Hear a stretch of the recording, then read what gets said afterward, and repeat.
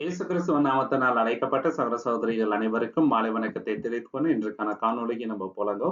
இன்றைக்கு நம்ம பார்க்க போகின்ற தலைப்பு என்னன்னு பாத்தீங்கன்னாக்கா 10 powerful biblical references to Iran. So last ஒரு வாரமா என்ன பாக்குறோம், நம்ம நியூஸ்ல ஈரான் பத்தியே பார்த்துட்டு வராங்க இல்லைங்களா. யூஎஸ் இஸ்ராயல் வந்து ஈரான் மேல போர் தொடுக்கிறது, மாத்தி மாத்தி தாக்குதல் வந்து நடந்துட்டே இருக்குதுங்க. மிடில் ஈஸ்ட்ல நிறைய கண்ட்ரீஸ்ல வந்து தாக்குதல் பண்ணியிருக்கிறாங்க. முக்கியமா யூஎஸ் எம்பசி மேல எல்லாம் தாக்குதல் வந்து நடந்துட்டு இருக்குது. ஸோ வேதத்துல வந்து ஈரான் பத்தி வசனங்கள் என்னென்ன சொல்லுது, 10 முக்கியமான வசனங்கள் ஈரான் பத்தி என்ன இருக்குது அப்படின்றத நம்ம பார்க்கலாங்க. முதலாவது நீங்க பாத்தீங்கன்னாக்கா, இந்த ஈரான் தேசத்துல இருக்கிற வம்சத்தார், அந்த ஜனங்கள் யார் மூலியமா வந்தாங்க, அவங்களோட முப்பிதா யாருன்னு பாத்தீங்கன்னாக்கா ஷெம் இருக்காரு இல்லைங்களா, நோவாவோட மகன் ஷெம்.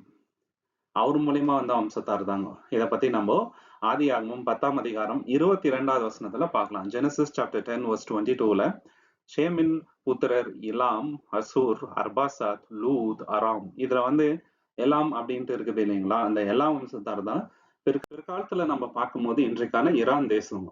இந்த ஷெமோட மகனாகி இலாம்க்கு ஏராளமான பிள்ளைகள் பிறக்கிறாங்க, அவங்களுக்கு பிள்ளைகள் பிறக்கிறாங்க. ரொம்ப பவர்ஃபுல்லான ஒரு ஜாதியாரா வந்து உருவாகிறாங்க. இவங்க எங்க போய் செட்டில் ஆகுறாங்கன்னு பாத்தீங்கன்னாக்கா சதர்ன் வெஸ்டர்ன் ஈரான்லங்க. சூசா அப்படின்ற ஒரு இடம் வந்து சென்டரா இருந்துச்சுங்க. அங்க பேலஸும் இருந்திருக்குது. இன்னைக்கு வந்து மாடர்ன் டே குசேஸ்தான்ல வந்து அந்த ஒரு பர்டிகுலர் இடம் இருக்குது. சரிங்களா. இவங்களுடைய சிவிலைசேஷன் நாகரீகம் வந்து ரொம்ப ரொம்ப தொன்மையானது, ரொம்ப ரொம்ப வல்லமையான ஒரு நாகரீகமா இருந்துச்சுங்க. நிறைய பேருக்கு வந்து தாக்கத்தை வந்து உருவாக்குதுங்க. அந்த காலகட்டத்துல இவங்களுக்குன்னு ஒரு லிட்டரேச்சரு, கட்டடக்கலை, நிறைய பேர் வந்து இவங்க கண்ட்ரிக்கு வந்து பிசினஸ் பண்றாருங்க அந்த காலகட்டத்திலே. எப்போ ரொம்ப ரொம்ப பவர்ஃபுல்லா இருந்தாங்கன்னு பாத்தீங்கன்னாக்கா காலகட்டம் 2700வது பிசில இருந்து 539வது பிசி வரைக்கும் ரொம்ப பவர்ஃபுல்லா இருந்திருக்கிறாங்க. 539வது பிசில என்ன ஆகுதுனாக்கா பெர்ஷியன் எம்பையர் வந்து இந்த இலாம வந்து கான்கர் பண்ணிடுறாருங்க. இது எப்படி தெரிய வருதுனாக்கா இந்த டேட்ஸ் எல்லாம் 1851வது வருஷம் பிரெஞ்சு ஆர்கியாலஜிஸ்ட் வந்து இந்த ஊரை வந்து ஆர்கியாலஜி பண்ணுவாங்க. அப்போ அவங்களுக்கு நிறைய எக்ஸ்கவேஷன் பண்ணும்போது நிறைய ஆதாரங்கள் கிடைக்குதுங்க. எந்த காலகட்டத்துல இவங்க வந்து ஆளுகை செய்தாங்க, எந்த காலகட்டத்துல வந்து பெர்ஷியன் எம்பையர் வந்து இவங்க கான்கர் பண்ணிட்டு எல்லாமே வந்து வருதுங்க. இந்த இலாம் நீங்க பாத்தீங்கன்னாக்கா ஓல்ட் டெஸ்டமெண்ட்லயும் இவங்களை பத்தி ரெஃபரன்ஸ் இருக்குது, புதிய ஏற்பாடுலயும் இவங்களை பத்தி ரெஃபரன்ஸ் இருக்குதுங்க. அப்போஸ்தலர் 2ஆம் அதிகாரத்துல என்ன நடக்குதுன்னா பெண்டகோஸ்ட் ஃபெஸ்டிவல் ஆகுது இல்லைங்களா. அப்ப பேதுரு என்ன பண்றாருங்க, நின்று எல்லார் மத்தியிலும் பேசும்போது நிறைய பேர் ஞானஸ்நானம் எடுக்கிறாங்க. கிட்டத்தட்ட 3000 பேரு இலாம் தேசத்துல இருந்து கூட நிறைய பேர் அந்த ஒரு பண்டிகைக்கு. இது ஒரு ரொம்ப ஆச்சரியமான விஷயங்க. ரெண்டாவது விஷயம் என்னன்னு பாத்தீங்கன்னாக்கா, தேவன் இந்த இலாமின் மீது நியாய தீர்ப்பு செய்வார் அப்படின்றது ஒரு தீர்க்க தரிசனமா எரேமியா தீர்க்கதரிசி மூலம் சொல்லியிருக்கிறாங்க. இன்னைக்கு இன்டர்நெட்ல இந்த ஒரு வசனம் ரொம்ப ரொம்ப ஃபேமஸ் ஆயிடுச்சு. இந்த ஈரான் மேல வந்து இஸ்ராயல் வந்து தாக்குதல் நடத்தும் போதும் சரி, அமெரிக்கா தாக்குதல் நடத்தும் போதும் தேவன் தான் பின்னாடி இருந்து பண்றார் அப்படின்றத சொல்றாங்க. எதை ஆதாரமா வச்சுன்னு பாத்தீங்கன்னாக்கா இந்த ஒரு வசனத்தின் ஆதாரமாக எரேமியா 49ஆம் அதிகாரம் 38வது வசனம், ஜெரமியா சாப்டர் 49 verse 38, நான் என் சிங்காசனத்தை ஏலாமில் நிறுத்தி அங்கிருந்து ராஜாவையும் பிரதானியையும் அடித்து போடுவேன் என்று கர்த்தர் சொல்கிறார். பாத்தீங்களா. அந்த ஊர்ல அந்த கிம்மனை என்றவரை வந்து சாவடிச்சிட்டாங்க இல்லைங்களா. லாஸ்ட் வீக் நம்ம பாக்குறோம். சோ அது நடக்கும்போது என்னன்னு பாத்தீங்கன்னா இந்த வசனம் வந்து இன்டர்நெட் ஃபுல்லா ஃபேமஸ் ஆயிடுச்சுங்க. இந்த வசனத்தின் ஆதாரமாக தான் தேவன் என்ன பண்ணாரு, இந்த தீர்க்க தரிசனத்தை நிறைவேற்றிட்டார் அப்படின்ட்டு ரொம்ப ரொம்ப வைரலா போயிடுச்சுங்க சோசியல் மீடியா ஃபுல்லாவே. சரிங்களா. இந்த பெர்ஷியன் எம்பையர் எப்படி ரைஸ் ஆயிடுச்சு, எப்படி வந்து ஃபாலோ ஆயிடுச்சுன்னு இப்ப நம்ம பார்க்கலாம். 539வது பிசி நம்ம ஆல்ரெடி பார்த்த மாதிரி சைரஸ் என்ன பண்றாரு, கான்கர் பண்ணிடுறாரு இந்த இல்லாம இல்லைங்களா. அதுக்கப்புறம் இவர் ரொம்ப நாள் வந்து ஆளுகை பண்றாரு. மிடில் ஈஸ்ட் ஃபுல்லாவே இவரோட ஆளுகை இருந்துச்சு.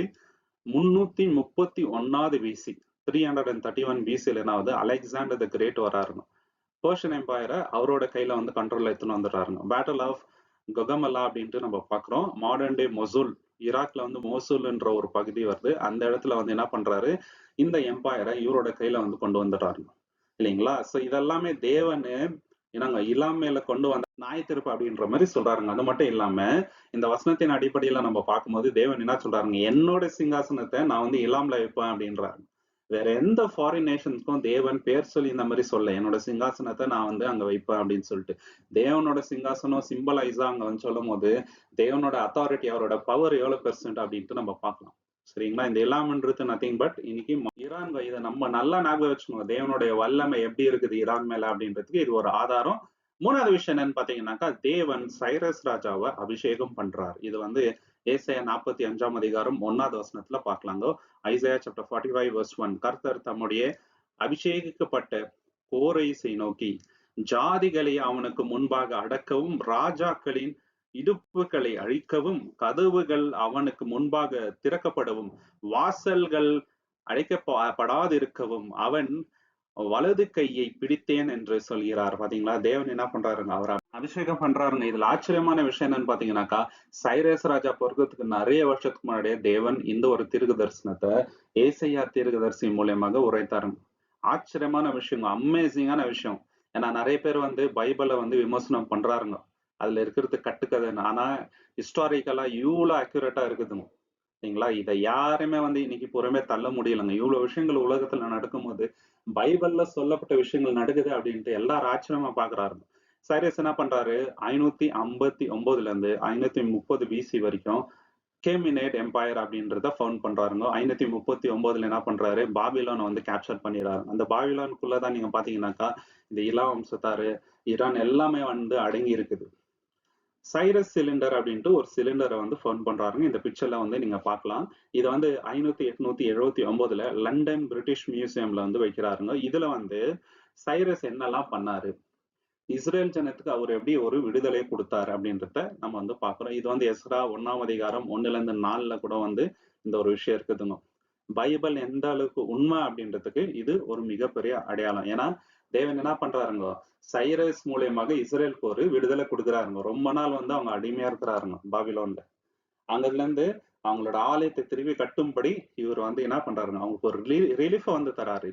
தேவன் ஏசையா தீர்க்கதரிசி மூலியமாக உரைத்தது அதை அப்படியே நிறைவேறுது பாருங்க.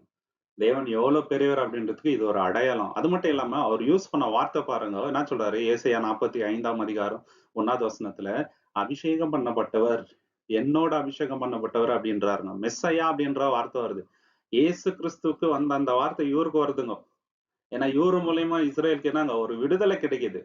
ஏசு கிறிஸ்து மூலியமா நமக்கு ஒரு விடுதலை கிடைக்குதுங்க பாவத்துல இருந்து. அந்த மாதிரி இஸ்ரேல் ஜனத்துக்கு ஒரு கொஞ்ச காலம் விடுதலை இவரு மூலியமா கிடைச்சிச்சு. வேற எந்த புறஜாதிக்கும் தேவன் இந்த ஒரு வார்த்தையை பயன்படுத்தவே இல்லைங்க. அதுதான் நம்ம பாக்குறோம். கிட்டத்தட்ட 150 வருஷத்துக்கு முன்னாடி, அவர் பொறுக்கிறதுக்கு முன்னாடி தேவன் இந்த ஒரு வார்த்தையை உரைக்கிறார். ஏசாயா 44ஆம் அதிகாரம் 28ல இதை பத்தி வருது. ஏசாயா 45ஆம் அதிகாரம் 1வது வசனத்துல இதை பத்தி வருது. அவர் எப்படி இஸ்ரேல் ஜனத்துக்கு ஒரு விடுதலை கொண்டு வருவாரு, அவங்க திருப்பி போய் ஆலயத்தை கட்டுறது எல்லா பத்தியும் இது இருக்குதுங்க. இது ரொம்ப ரொம்ப ஆச்சரியமான விஷயங்க சகோதர சகோதரி. 4வது விஷயம் என்னன்னு பாத்தீங்கன்னாக்கா, மேதியரும் பரேசியரும் இவங்க 2 பேரும் கூட்டா சேர்ந்து என்ன பண்றாங்க, ஆளுகை செய்றாருங்க. கொஞ்ச காலம் சைரஸ், கொஞ்ச காலம் டரேஸ். டரேஸ் யாருன்னு பாத்தீங்கன்னாக்கா மேத ராஜா. இப்போ பர்ஷியாவோட கிங் யாருன்னு பாத்தீங்கன்னாக்கா சைரஸ். இவங்க ஏதாவது ஒரு லா விதிச்சாங்கன்னாக்கா அதை யாராலையும் மாற்ற முடியாது, இல்லைங்களா. தானியேல் 6ஆம் அதிகாரத்துல ஒரு சம்பவம் நடக்குது. தானியேல் என்ன பண்றாருனாக்கா தேவனை நோக்கி ஜெபம் பண்ணிட்டே இருக்கிறாரு. இது அங்க இருந்த மந்திரிங்களுக்கு பிடிக்கல. தானியேல ரொம்ப வெறுப்பா பாக்குறாங்க. அப்போ அந்த ராஜா கிட்ட போயிட்டு, நீங்க ஒரு பிரமாணத்தை இது பண்ணுங்க, ஒரு டிகிரி பாஸ் பண்ணுங்க, யாருமே வேற தேவர்களை கும்பிடக்கூடாது இந்த ஊர்ல உங்களை தவிர அப்படின்ற மாதிரி. சோ அதை மீறி யாராவது நடந்தா அவங்களுக்கு தண்டனை கொடுக்கப்படும் அப்படின்ற மாதிரி. சோ போயிட்டு இது பண்றாங்க. இது தானியேல் 6ஆம் அதிகாரம் 8வது வசனத்துல நம்ம பாக்குறோம். தானியேல் சாப்டர் 6 verse 8ல, இப்பொழுது ராஜாவே அந்த கட்டளையை உறுதிப்படுத்தி மேதியரும் பாரசீகரும் மாற்றாத பிரமாணம்படி அது மாற்றப்படாதிருக்க எழுத்தாக எழுத செய்யும். பாத்தீங்களா, யாருமே மாற்ற முடியாத எழுத செய்யும். சோ இது யாருக்கு அப்ளிகபிள் ஆகும்னு பாத்தீங்கன்னாக்கா, இந்த தேசத்துல இருக்கிற எல்லாருக்கும், மேதியருக்கும் பாரசீகருக்கும் 2 பேருக்குமே அது அப்ளிகபிள் ஆகும். இந்த அக்காமினேட் எம்பையர் நீங்க பாத்தீங்கன்னாக்கா, மீடோ பர்ஷியன் எம்பையர் கிட்டத்தட்ட 550ல இருந்து 330 வரைக்கும் அவங்க ஆளுகை செய்றாங்க. மேஜர் கேபிட்டல்ஸ் என்னவா இருந்துச்சுன்னு பாத்தீங்கன்னாக்கா, சூசா, பெர்சபோலிஸ் அப்படின்ட்டு 2 பட்டணங்கள் என்னங்க ரொம்ப முக்கியமான பட்டணங்களா இருந்துச்சு. பெர்ஷியன் லா அன்சேஞ்சபிள், இல்லைங்களா. இது பைபிளுக்கு கரெக்டா ஒத்து போகுது. சோ அதனால்தான் டரேஸ் என்ன பண்றாருங்க, ஒரு லா பாஸ் பண்றாருங்க. அந்த லாக்கு அகேன்ஸ்டா டேனியல் என்ன பண்ணிடுறாருங்க, போய் ஜெபம் பண்றாருங்க. தேவன் ரொம்ப பெரிய வல்லமை அங்க காமிச்சாரு. சிங்கத்தின் வாயை கட்டி போட்டு தானியலை காப்பாத்தினவர் நம்மளுடைய தேவன். இந்த அக்கேமனேட் எம்பையர் நீங்க பாத்தீங்கன்னாக்கா இந்தியா வரைக்கும் ரூல் பண்ணியிருக்கிறாருங்க. இது ரொம்ப ரொம்ப ஆச்சரியமா இருக்குது. India to Ethiopia, Ethiopia Africa வருது. சோ இவங்களோட ஆளுகை அது வரைக்கும் இருக்குது. எங்கெங்க ஆளுகை பண்ணியிருக்காங்கன்னு பாத்தீங்கன்னாக்கா, Asia, Africa, parts of Europe இல்லைங்களா, one of the largest empire in ancient ஹிஸ்டரிங்க இவங்களோட எம்பையர் மீட்ஸ் அண்ட் பர்ஷியன்ஸ் தான். ஸோ அவங்களோட ஆளுகை எவ்வளவு தூரம் இருந்துச்சு அப்படின்றத வந்து எஸ்தர் 1ஆம் அதிகாரம் 1வது வசனத்துல இருந்து நம்ம வாசிச்சுட்டு வரும்போது தெளிவா தெரியும். இந்தியால இருந்து இத்தியோப்பியா வரைக்கும் அவங்களோட ஆளுகை இருந்துச்சுங்க. அந்த அளவுக்கு பவர்ஃபுல்லான ஒரு கிங்டமா அவங்க வந்து இருக்கிறாங்க. 5வது விஷயம் என்னன்னு பாத்தீங்கன்னாக்கா, இந்த பர்ஷியன்ஸ் நம்ம பார்க்கும்போது பென்டகோஸ்ட் நாள் கூட வராருங்க. ஏன் வந்து இந்த பர்ஷியன் பத்தியே நம்ம பார்த்துட்டு வரோம்னாக்கா, இவங்க யாரும் இல்லைங்க, இரானியன்ஸ், இரான் மக்கள் தான் இவங்க. அதனாலதான் இதை வந்து நம்ம பார்த்துட்டு வரோம். அப்போஸ்தலர் 2ஆம் அதிகாரம் 9வது வசனத்துல Acts chapter 2 verse 9 பார்த்தியரும் மேதியரும் எலாமியரும் பாத்தீங்களா, இந்த எலாம்ன்றவங்க தான் யாருங்க, லேட்டர் ஆன் பர்ஷியன்ஸா வருது. அவங்க தான் வந்து இரானியன்ஸ். இங்க தேவன் ரொம்ப பெரிய வல்லமையை காட்டுறாருங்க. என்ன பண்றாருங்க, அந்நிய பாஷை வரன்னு கொடுக்குறாருங்க. ஏன்னா வேற வேற ஊர்ல இருந்து வராருங்களா, கிட்டத்தட்ட 15 தேசத்துல இருந்து வராருங்க. அவங்களோட பாஷைகளை தேவன் அப்படியே பேச வைக்கிறாருங்க. அவங்க ஆச்சரியப்படுறாங்க, எப்படி இவங்க வந்து நம்ம பாஷையில பேசுறாருங்க. இதை கண்டுதான் என்ன பண்றாங்க, கிட்டத்தட்ட 3000 பேர் வந்து அன்னைக்கு ரட்சிக்கப்படுறாங்க இல்லைங்களா. ஏன்ஷியன்ட் ஈரான் கூட கிறிஸ்டியன் மெசேஜ் வந்து போய் ரீச் ஆயிருக்குதுங்க அந்த காலகட்டத்துல. அந்த பார்த்தியன் எம்பையர் வந்து மோஸ்ட் ஆஃப் ஈரான்ல வந்து அந்த காலகட்டத்துல ரூல் பண்ணி இருக்கிறாங்க. அது வந்து நம்ம பாக்குறோம் 30வது AD-ல இல்லைங்களா. இதுவும் ரொம்ப ரொம்ப ஆச்சரியமான விஷயம் இருக்குதுங்க. இது வந்து early arrival of Christianity in Persia இல்லைங்களா. நிறைய பேருக்கு வந்து இயேசு கிறிஸ்துவோட நாமம் அந்த காலகட்டத்திலே பரவப்பட்டிருக்குதுங்க. ஈரான் தேசத்தை பத்தி நம்ம இங்க பாக்குறோம். 6வது விஷயம் என்னன்னு பாத்தீங்கன்னாக்கா, டரையு ராஜா என்ன பண்றாரு, தேவனோட மகிமையை அவரோட வாயால வந்து அறிக்கையிடுறாரு. எதனால, தானியேலை வந்து சிங்கக்கபில வந்து போட்டுடுறாங்க இல்லைங்களா. அப்ப தேவன் என்ன பண்றாரு, வல்லமையா அவரை காப்பாத்தும் போது இவரோட வாயிலே வந்துருதுங்க. என்ன சொல்றாருன்னு நம்ம வாசிக்கலாங்க. அமேசிங்கான விஷயம் இது. தானியேல் 6ஆம் அதிகாரம் 26வது வசனத்துல, என் ராஜ்யத்தின் எல்லா ஆட்சி நிலங்களிலும் மனிதர் தானியேலின் தேவனுக்கு முன்பாக நடுங்கி அஞ்ச வேண்டும் என்று நான் கட்டளையிடுகிறேன். அவர் ஜீவனுள்ள தேவன், என்றென்றைக்கும் நிலைத்திருக்கிறவர். அவருடைய ராஜ்யம்க்கு அழிவில்லை, அவருடைய ஆட்சி முடிவில்லாதது. என்ன வார்த்தைங்க, புறஜாதி ராஜாவாயில இவர் தான் மெய்யான தேவன், இவருடைய ராஜ்யத்துக்கு முடிவில்லை அப்படின்ட்டு சொல்றாருன்னா என்ன மாதிரி அமேசிங்கான விஷயம் இல்லைங்களா. என்ன பண்றாரு, அவர் ஒரு டிகிரி பாஸ் பண்றாருங்க, வேற எந்த தேவர்களையும் கும்பிடக்கூடாது அப்படின்ட்டு. இவர் என்ன பண்ணிடுறாரு, டேனியல் எப்பயும் போல போய் ஜெபம் பண்றாருங்க, பயப்படாம போய் ஜெபம் பண்றாருங்க இல்லைங்களா. அவங்களுடைய ஆட்சி எவ்வளவு தூரம் இருக்குதுன்ட்டு ஆல்ரெடி நம்ம பார்த்தோம். இந்தியா டு இத்தியோப்பியா வரைக்கும் இருந்துச்சு. ஸோ இந்த ஒரு டிகிரி அவ்வளவு தூரம் பாஸ் ஆயிருக்கணும் இல்லைங்களா. ஸோ தானியலோட இந்த ஒரு விஷயத்த எல்லாருமே வந்து கேள்விப்பட்டிருப்பாங்க.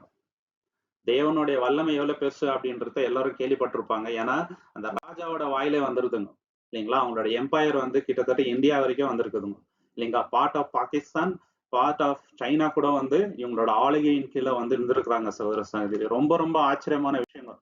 தேவனோட வல்லமை அந்த காலகட்டத்திலே பரவப்பட்டிருக்குதுங்க எல்லா ஊர்களுக்கும். 7வது விஷயம் என்னன்னு பாத்தீங்கன்னாக்கா, தேவனுடைய பிளான் வந்து பர்ஷியன் பேலஸ்ல வந்து நிறைவேறுதுங்க எஸ்தர் மூலியமாக. இது வந்து எஸ்தர் 4ஆம் அதிகாரம் 14வது வசனத்துல நம்ம வந்து பார்க்கலாம். எஸ்தர் chapter 4:14 நீ இந்நேரத்தில் மௌனமாய் இருந்தால் யூதருக்கு வேற இடத்திலிருந்து உதவியும் விடுதலையும் உண்டாகும். ஆனால் நீயும் உன் தந்தையின் வீட்டாரும் அழிவீர்கள். இந்நேரத்திற்காகவே நீ ராஜரத்துக்கு வந்தாயோ என்று யார் அறிவார். பாத்தீங்களா, இதற்காக தான் தேவன் உன்னை வந்து தேர்ந்தெடுத்திருக்கிறாரு. நீ இப்ப மௌனமா இருக்கக்கூடாது, ராஜா கிட்ட போய் பேசணும். ஏன்னா யூதருக்கு விரோதமாக ஒரு கட்டளை வந்து வந்துடுச்சுங்க இல்லைங்களா. ராஜா ஒரு கட்டளை இட்டுட்டாருனாக்கா அதை வந்து ரிவோக் பண்ண முடியாது. தேவன் என்ன பண்றாருங்க, இங்கேயும் வந்து ரொம்ப பெரிய ரட்சிப்பை வந்து யூதர்களுக்கு பண்றாருங்க இல்லைங்களா. புக் ஆஃப் எஸ்தர்ல வந்து நம்ம கிளீனா பாக்குறோம். அப்போ ஆளுகை பண்ணிட்டு இருந்த ராஜாவோட பேர் என்னன்னு பாத்தீங்கன்னாக்கா அசோரஸ் ராஜா இல்லைங்களா. ராயல் பேலஸ் வந்து சூசா அப்படின்ற ஒரு இடம். அந்த சூசா எங்க இருக்குதுன்னு பாத்தீங்கன்னாக்கா ஈரானுங்க. எவ்வளவு ஆச்சரியமா இருக்குது பாத்தீங்களா. அந்த ஈரான்ல என்ன பண்றாருங்க, தேவனுடைய வல்லமையை வந்து காட்டுறாருங்க. தானியல் காலகட்டத்துல காட்டுறாரு. அதுக்கப்புறம் நீங்க பாத்தீங்கன்னாக்கா எஸ்தர் காலகட்டத்துல வல்லமை வந்து தேவன் காட்டுறாருங்க. அவங்களுக்கு ஒரு ரட்சிப்பு வந்து இது நிமித்தமாக இதை நினைவு கூறும் விதத்துல என்ன பண்றாங்க யூதருங்க, புரிம் அப்படின்ற ஒரு ஃபெஸ்டிவல் வந்து கொண்டாடுறாங்க. இது வந்து பர்ஷியன் எம்பையர்ல வந்து ஸ்டார்ட் ஆயிடுச்சு. இன்னைக்கும் வந்து அதை கொண்டாடுறாருங்க.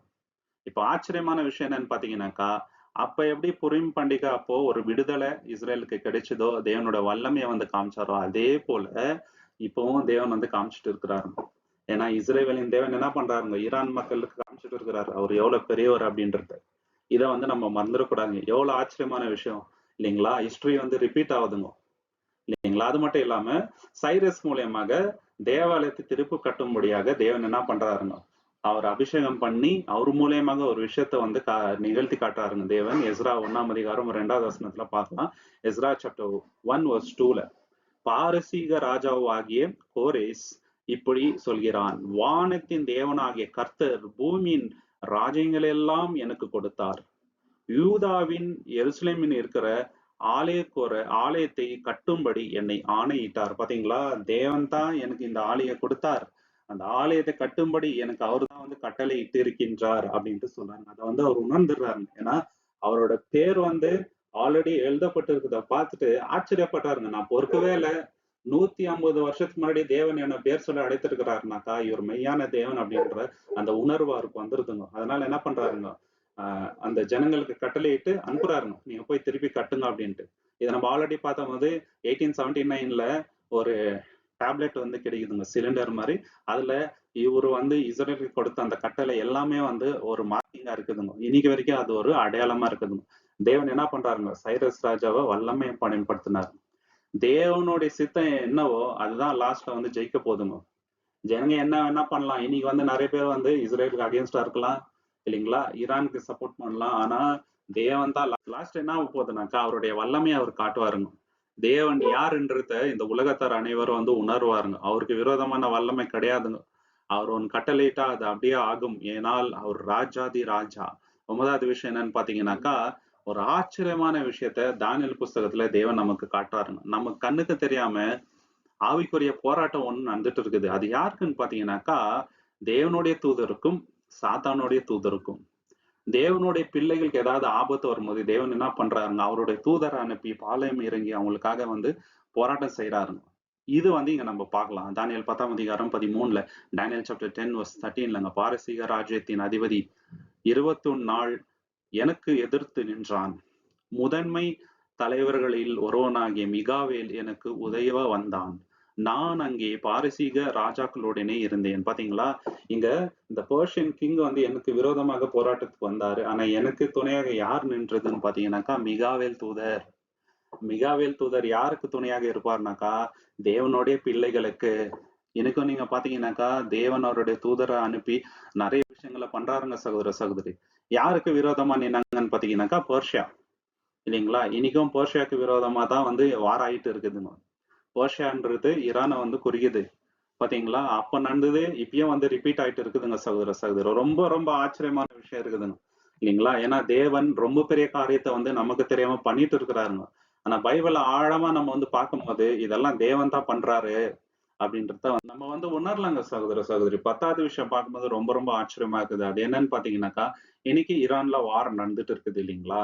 தேவனுடைய சித்தம் என்னன்னு பாத்தீங்கன்னா கம்ப்ளீட்டா அவங்க வந்து நிர்மூலம் ஆக்குவது அல்ல, அவங்களுக்குன்ட்டு ஒரு திட்டம் வச்சிருக்கிறாருங்க ரீஸ்டோர் பண்றது. இது ரொம்ப ஆச்சரியமா இருக்குதுங்க இல்லைங்களா? அது எப்படி செய்வாரு, எப்ப செய்வாரு அப்படின்றது தேவனுக்கு மட்டுமே தெரியும். ஆனா வாக்குத்தத்தம் என்ன கொடுத்திருக்கிறாருனாக்கா, நான் வந்து அவங்கள கம்ப்ளீட்டா வந்து நிர்மூலம் ஆக்குவது இல்லை அப்படின்ட்டு சொல்றாருங்க. எரேமியா 49ஆம் அதிகாரம் 39ல, ஜெரேமியா சாப்டர் 49 verse 39ல, ஆனாலும் கடைசி நாட்களில் நான் ஏலேமின் சிறையை மாற்றுவேன் என்று கர்த்தர் சொல்கிறார். பாத்தீங்களா? கடைசி நாள் என்ன பண்றாரு, ஏலேமின் சிறை இருப்ப நான் வந்து மாத்துவேன் அப்படின்றாரு. இதுவும் நடக்கும். 331வது பிசில அலெக்சாண்டர் த கிரேட் என்ன பண்றாரு, பெர்ஷியன் எம்பையரை டிஃபீட் பண்ணி அவர் வந்து கண்ட்ரோல் எடுத்துட்டு வந்துடுறாரு. 7வது அடியில வந்து அரப் முஸ்லிம்ஸ் என்ன பண்றாங்க, ஒரு ரிலீஜியஸ் சேஞ்சை வந்து கொண்டுட்டு வராரு இல்லைங்களா? முஸ்லீம் வந்து ரொம்ப வந்து பாப்புலர் ஆயிட்டு வருது அந்த காலகட்டத்துல 7th centuryல. அதுக்கப்புறம் வந்து டிஸ்பைட் எவ்வளவு இன்வேஷன் அங்க வந்து நடந்துச்சுங்க, எவ்வளவு பிரச்சனைகள் அங்க நடந்திருந்த போதிலும் இன்னைக்கு வரைக்கும் வந்து கம்ப்ளீட்டா அவங்க வந்து நிர்மூலம் ஆகலைங்க. ரொம்ப முக்கியமான விஷயம் என்னன்னு பாத்தீங்கன்னாக்கா, இன்னைக்கு நிறைய கிறிஸ்டியன் மிஷினரி ஊழியங்கள் அங்க நடந்துட்டு வருதுங்க. நிறைய மாஸ்க் வந்து சர்ச்சா கன்வெர்ட் ஆயிட்டு இருக்குது. இதுவும் வந்து தேவன் அங்க பண்ணிட்டு இருக்கிறாங்க. நிறைய பேர் வந்து இயேசு கிறிஸ்துவ வந்து ஏற்றுக்கொண்டு இருக்கிறாருங்க. ஆனா தேவன் அவங்களை எப்படி ரீஸ்டோர் பண்ண போறாரு, என்ன அவங்களுக்கு வந்து திட்டம் வச்சிருக்கிறாரு, கடைசியில என்ன பண்ண போறாரு அப்படின்றது அவர் மட்டுமே அறிவார். ஆனா வாக்குத்தத்தம் என்ன கொடுத்திருக்கிறாருன்னா, நான் வந்து அவங்கள ரீஸ்டோர் பண்ணுவேன், அவங்களுக்கு வந்து ஜட்ஜ்மெண்ட் இருக்கும், அவங்க நியாய தீர்ப்பு உண்டு, ஆனாலும் கம்ப்ளீட்டா நான் வந்து அவங்களை கை விடுறது இல்ல, அவங்கள வந்து ரீஸ்டோர் பண்ணுவேன் அப்படின்னு தேவன் வாக்குத்தத்தம் கொடுத்திருக்கிறாருங்க. தேவன் மட்டுமே அறிவார் எப்படி அதை செய்ய போறாரு அப்படின்றத நம்ம வெயிட் பண்ணி வாட்ச் பண்ணலாங்க. தேவனோட நாமத்துக்கு என்றென்றைக்குமே மகிமை உண்டாவதாக. தேவன் தாமே இந்த வசனங்களை ஆசீர்வதிப்பாராக. உங்களுக்கு இந்த காணொளி பிடிச்சிருந்தா லைக் பண்ணுங்க, ஷேர் பண்ணுங்க, சப்ஸ்கிரைப் பண்ணுங்க. தேவனுடைய சித்தமுதால் கூடிய சீக்கிரம் இன்னொரு காணொளியில நம்ம எல்லோருமே சந்திக்கலாம். நீங்கள் கொடுக்கின்ற எல்லா ஆதரவுக்கும் நன்றிகள். Thank you so much. ஆமென்.